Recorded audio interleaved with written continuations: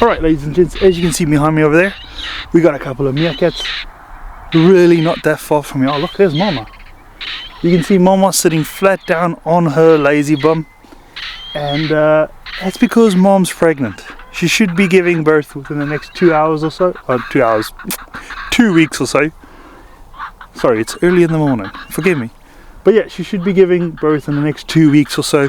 So then we're going to have little babies. Unfortunately, at the beginning, we're not going to see those little babies because they take about 3 to 4 weeks to come out of the burrow for the first time. They're born helpless little creatures, almost completely naked and blind little meerkats. But when they come out, they are the cutest darn little things. So today we're going to be talking about how come these meerkats are so relaxed. How come they trust us having us this close to them? And the easy reason actually just is well, they trust us, right? Habituation is the word. But in our tours, we try and explain things a little bit more, we'll make them more understandable, you know. We try and get you to understand human terms. Let's put them in human terms. Because people understand human things, they don't always understand animal things, but it's pretty much the same thing eventually. So when you're looking at habituation, we basically talk about dating. The first time you meet your future wife, right? As a guy, explain it from my perspective, I meet my future wife, I'm not going to go straight up to her, kiss her on the lips and say, "Hi honey, how you doing?" And the same way, I can't walk up to a strange family of meerkats like this one behind me. Just walk up to a random family, sit down next to them and hope they're going to come out. It's not going to happen. We've slowly got to introduce ourselves. So as a guy, I usually extend my hand, shake hands, say, "Hi, my name is JD, pleased to meet you." Introduce myself. Extension of your hand, that's usually the edge of your personal space bubble. You know, each person has their own personal space bubble. Some people don't. Some people are in your face, and the more you talk to them and more you try and step back, the more they follow you. Meerkats are not like that. So with that being said, we try and find the edge of a person's personal space bubble and stay at it. Then from there on, we try and move closer. So I talk to this girl a little bit, find out, oh, I like her, she's good looking. Let's get a cell phone number. Talk to her on WhatsApp and Facebook and Twitter and whatever people have nowadays. And then, if I find out, okay, well, on WhatsApp and Facebook, we have similar likes and dislikes, let's start doing some activities together. We go hiking as a group of friends, we go cycling or bowling or whatever.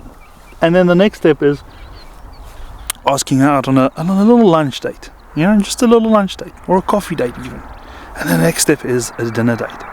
Or you eventually end up at the movies where you pull out that old trick where you try and put your arm over her shoulder, you know. Well, bit by bit, you are breaking down that personal space bubble.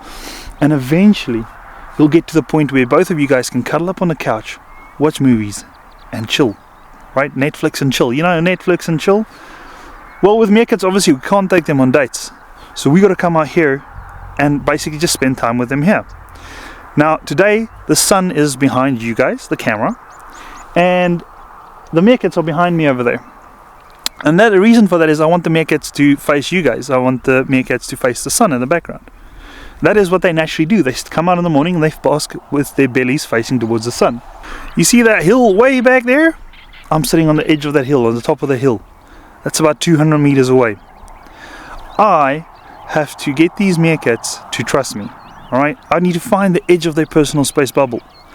So I'm sitting up there. When the first meerkat comes out, eventually he's going to look around, see me up there. One or two things will happen. One is he stares at me the whole morning. That's not natural behavior. I need them to act natural. That's how I know they're comfortable, because at 200-300 meters away from them, I cannot see their personal their body language. Sorry. The first meerkat comes out, looks around, sees me back there, realizes there's a human, and he's like, "Oh, that's too close," and he'll turn around and stare at me the whole morning. Now, natural behavior means he's going to be staring at the sun, right? Well, if he's staring at me, he's not staring at the sun, which means he's uncomfortable. I need to move further back. I need to get to the edge of his personal space bubble. I need them to be comfortable with me. So I'll take 50 steps further back. When I get there, sit down, first meerkat comes out again, looks around, sees me over there, 250 meters away, and he's like, "Oh, you know what, there's a human," but he's so far away, it's not a problem.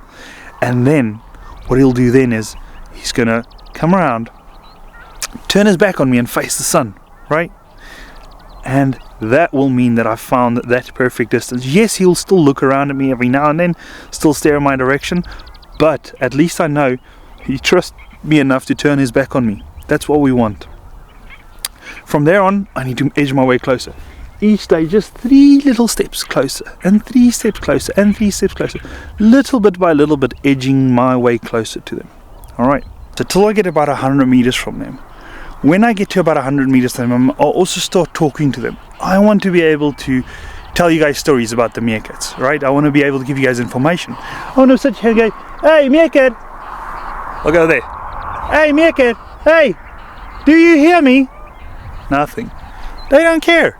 Right? Because the human voice has never talked them into a pot or into a belly. They know that the human voice does not hurt them. So, talking to them, at first they run down, they hide, they stay underground. They can hear this guy barking at them now. But I just continue to talk, and eventually they realize, you know what, maybe he barks but he doesn't bite. Now that's a lot of talking, because we do this for quite a while. So we tell them stories about what we had for breakfast, lunch and dinner. We tell them about movies we watched, series that we watched. You just keep on talking, right? A load of rubbish. Back then I was reading a lot of books about nature, trying to figure out more about the plants and the birds and anything that lived in this area. So I was reading those books out loud to them. That means that this is one of the most educated groups of meerkats you guys will ever meet. Alright, they know a lot. They know the whole Harry Potter and Lord of the Rings series. And that's long series. I am a fanboy though. But in any case, so yeah, we get to talk a lot to these guys and teach them a little bit about everything. And then eventually what will happen is they will realize that, you know what, this guy's just talking and talking and talking. But they come out, they stick their heads out, they look around, they see, you know, he's still sitting 100 meters away. That's still far enough away and he's not going to hurt us. So then I know I've got that comfortable, or I realize that they're getting comfortable with me, and from there on I need to move even closer. Alright, now after a while I'll move in closer. I get as close as you guys are now. I can sit at the edge of their burrows, and from there on I need to start increasing the numbers. I need to have more people around here, right? So I start off with just 2 empty chairs. Now animals see things a little bit different to me and you. When we're looking at, let's say, a vehicle, right? We got a vehicle with 5 people inside of it. We can see the vehicle. The animal, for the most part, sees only the vehicle. We see the vehicle and the people, right? So the vehicle and the people. That's why your safari guide will often tell you, please don't hang outside the vehicle. Stay inside the vehicle. Don't stick your head out. You know, there's reasons for that. Now, what the meerkats see when they see me in the 2 empty chairs, they're like, okay, cool, there's a big unit, one big thing. And then from there on, I've got to slowly increase what they see. So next step is the 2 empty chairs, but with dummies in or props in. And the next step is having 2 of my friends in, so there's a bit more movement going on. People handing binoculars to each other, talking, you know. And then after that, I'll bring in my first 2 clients, and then from 2 to 4 to 6, and eventually we'll have about, say, 20 people. 20 people is the most we do per burrow system. It just ensures everyone has a front row seat, and also ensures that the meerkats have more than 180 degrees where they can back off, because you can see behind them, they can move away from me at any point. They're not trapped here, but they want to stay at the burrow system for a while, and also I'm not intimidating them, I'm not threatening them, so they're quite happy to just chill here with us. So that is the whole habituation process. It takes a while, anywhere from, let's say, a year to a year and a half on average. The last family we did took us about a year and a half. We started in 2015, what was that, February or March? And we only started our first tours with them 2016 October month. So yeah, almost a year and a half that it took us to habituate that family. Oh, there's our little guy. That little guy there on the, well, on the right hand side, the tiny one hunched over, that little guy is called Rattle. He's the only survivor of a honey badger attack. His 2 siblings didn't make it, unfortunately. But in any case, now there's shortcuts to everything in life. Remember that, guys. If you don't want to go on 20 dates with your new girlfriend, a bottle of wine or 2 will make you lose all personal space issues. Vodka works better, tequila works best, but that's not the right way to do it. Right, a bit of morning yoga happening back there. That's not the right way to do it, right? We need to slowly edge our way in. Well, with meerkats, obviously tequila, alcohol like that's not going to work, but food will. If I gave them food, they would lose all personal space issues with us. They'd trust us a lot quicker. But that would change their morning behavior. I could go, hey, come here, come. And it would have the opposite reaction of that. Instead of having the meerkat run away from me, it will have him come towards me because he's going to go beg for food. It's free food. Who says no to free food? I don't. I definitely don't. So, yeah. Other problems with using food is just it takes away their natural ability to hunt. Not takes it away, but it lessens it, because now they're getting free food from this guy. Why would they go and look for food if the food is free here? So I'm teaching them the wrong rules. Also, if I'm not here one day, they're going to go over to the road, beg for food on the road, maybe get hit by a vehicle, or someone stops the car because they see meerkats, and this meerkat, because he's so used to humans, is going to hop in your vehicle, and now it becomes a pet meerkat to someone. You know, that's not good. We want to keep our meerkats wild out here. If I pack up my bags tomorrow, I never want to see a meerkat in my life again. These meerkats will carry on with their life as if nothing has ever changed. The fact that I'm here does not change their behavior. They just carry on with their life, and we're just here to observe them. So that's the great thing about the way we habituated them. Another problem is diseases. Some diseases can be transferred from humans to animals and vice versa.